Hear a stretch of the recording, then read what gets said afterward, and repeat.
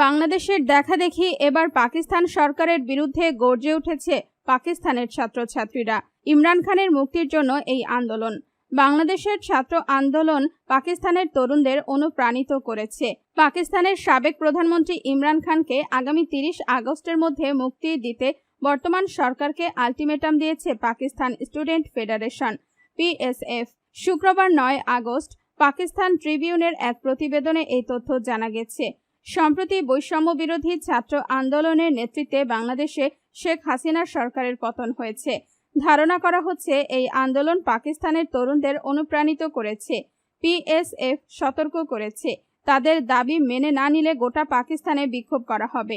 এতে দেশটিতে চলমান রাজনৈতিক উত্তেজনা আরও বেড়ে যাবে। দুর্নীতির দায়ে 2 মামলায় 24 বছর দণ্ডিত হয়েছেন পাকিস্তানের সাবেক প্রধানমন্ত্রী ও তেহরিক-ই-ইনসাফের নেতা ইমরান খান। 2023 সালের 9 মে ইসলামাবাদ উচ্চ আদালতের আনীত দুর্নীতির